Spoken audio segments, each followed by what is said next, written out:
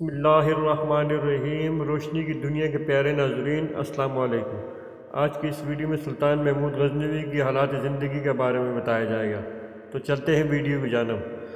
سلطان محمود غزنوی کی پیدائش 2 نومبر 971 کو ہوئی۔ ان کے والد کا نام سبکتگین تھا۔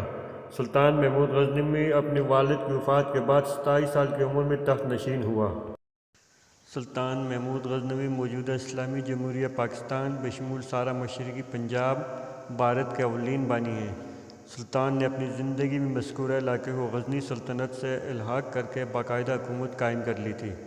وہ ایک بہادر، عاقل، عادل و صحیح رعایا پروری اور دین کے پابند اور غیر معمولی انتظامی صلاحیتوں کے مالک ایک مثالی حکمران اور ایک ایسی تاریخ ساز شخصیت ہیں جنہوں نے اپنے معاصر زمانے میں انمٹ نقوش ثبت کیے ہیں۔ سلطان محمود غزنوی کے سارے حملے ہندو راجاؤں کی سازشوں، بغاوتوں کی روک تھام کے لیے تھے۔ آپ کی بہادری اور جنگی صلاحیتوں کو دیکھ کر امیر سبکتگین نے آپ کو سیف الدولہ کا خطاب دیا، جبکہ عباسی خلیفہ نے آپ کی قومی اور ملی خدمات کی تحسین کرتے ہوئے سلطان کو یمن الدولہ اور امین الملتہ کا القاب عطا کیے۔ سلطان محمود غزنوی عالم، عابد اور مجاہد تھے۔ سلطان دن کو لڑتے اور رات کا زیادہ وقت دعا اور سر بسجدہ ہو کر گزارتے تھے۔ سلطان نے اکثر فتوحات رات کو مسلح پر کھڑے ہو کر حاصل کی تھیں۔ وہ جتنے بڑے فاتح اور جرنیل تھے، اتنے ہی بڑے انسان اور انسان دوست تھے۔ گو انہوں نے وراثت میں چھوٹی سی ریاست پائی تھی، مگر اسے خوب پھیلا لیا تھا۔ انہوں نے عالم اسلام کو ملحد اور مرتد سازش سے بچایا، خلافت عباسیہ کو مضبوط اور مستحکم کیا۔ انہوں نے مسلسل ترکوں، ایرانیوں، دیلمیوں، مکرانیوں، افغانوں اور ہندوستان کے راجپوتوں کے خلاف دفاعی جنگ لڑی اور فتح یاب رہے۔ ان کے دور میں غزنی بغداد ثانی کہلاتا تھا۔ غزنی علماء، شعراء، ادباء، اولیاء وغیرہ کا مسکن تھا۔ سلطان نے مفتوحہ علاقوں سے دولت سے زیادہ عالموں اور شاعروں کی دولت جمع کی تھی۔ بعض شعراء اور علماء بیک وقت سینکڑوں کی تعداد میں غزنی میں بستے تھے۔ البیرونی، فردوسی، فرخی وغیرہ آپ کے دور کے نامور شاعر، ادیب اور سائنسدان تھے۔ وہ اولیاء اور علماء کی صحبت میں رہنا پسند کرتے تھے۔ انہوں نے غزنی میں مساجد، مدارس، باغات کی تعمیر کی۔ غزنی کا کتاب خانہ، لائبریری دنیا میں معروف تھی۔ محمود علماء و آباء کا قدردان تھا۔ سلطان محمود غزنوی کے عدل و انصاف کی داستانوں کا حوالہ دشمن بھی دیتے تھے۔ سلطان کے مطابق قانون سب کے لیے ایک جیسا تھا۔ امیر، غریب، افسر، ماتحت، عزیز و اقارب کے لیے یکساں تھا۔ رعایا کی شکایت خود سنتے، مظلوم کی دادرسی کرتے۔ افسروں اور عزیزوں کو قانون شکنی کی خود عبرتناک سزا دیتے۔ ایک بار ایک شہری سلطان کے بانجے کے ظلم اور زیادتی کی کہانی لے کر حاضر ہوا۔ سلطان نے بانجے کو رنگے ہاتھوں دیکھا اور مار دیا۔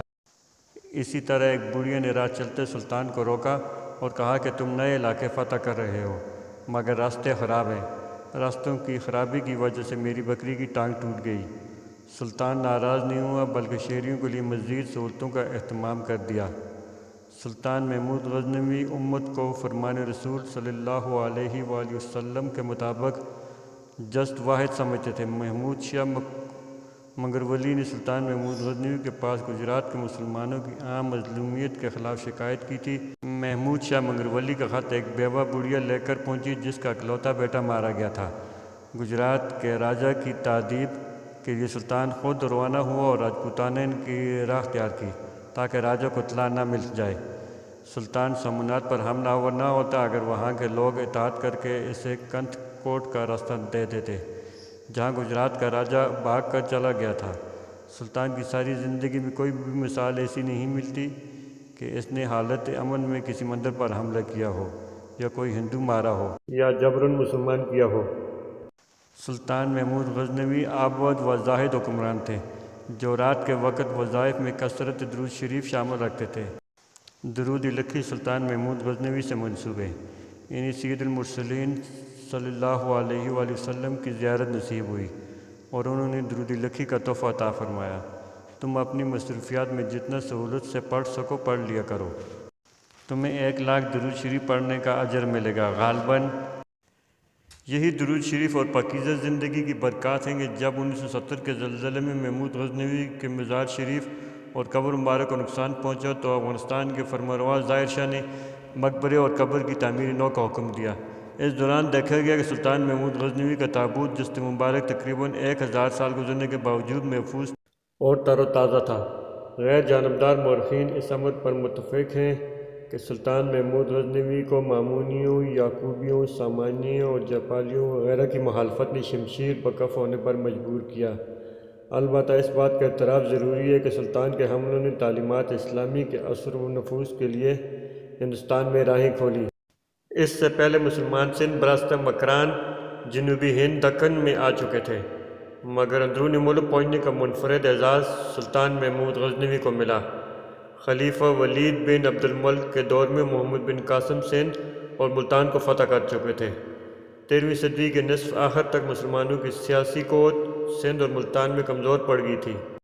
اس لیے برصغیر میں اسلام اپنے ہمگیر اثرات کے ساتھ صحیح معنوں میں محمود غزنوی کے حملوں کی وجہ سے داخل ہوا، لیکن یہ امر ذہن نشین رہنا چاہیے کہ سلطان نے کسی غیر مسلم کو زبردستی یا جبری مسلمان نہیں بنایا۔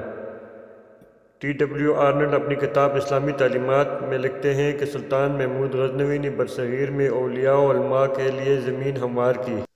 سلطان محمود غزنوی ایک روادار مسلمان حکمران تھے، جن کے اپنے دور میں غزنی شہر کے اندر ہندو محلے تھے، جہاں انہیں مکمل آزادی میسر تھی۔ اس کی فوج میں ایک ہندو سپاہی افسر بلکہ تلک نامی ایک سالار بھی موجود تھا، جو تا حیات سلطان کا وفادار رہا۔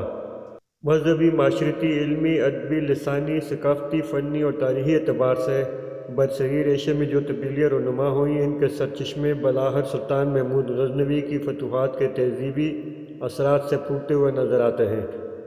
سلطان محمود غزنوی کی وفات پر ان کے بیٹے مسعود نے خوب کہا تھا کہ ان پر اللہ کی رحمت ہو، کوئی دوسرے محمود نظر نہیں آتا۔ سلطان محمود غزنوی 30 اپریل 1030 کو 59 سال کی عمر میں اس دنیا سے چلے گئے۔ اللہ پاک مجھے اور آپ سب کو دین پر چلنے کی توفیق عطا فرمائے، آمین۔ اگر ویڈیو اچھی لگے تو پلیز اسے لائک اور شیئر ضرور کریں، اور ساتھ چینل کو سبسکرائب کریں اور گھنٹی کا بٹن کو دبا کر آل نوٹیفیکیشن پر کلک کریں تاکہ ہماری ہر آنے والی ویڈیو آپ کو ٹائم پہ مل سکے۔ انشاءاللہ کسی اور اچھی ویڈیو میں دوبارہ حاضر ہوں گا۔ السلام علیکم، اللہ حافظ۔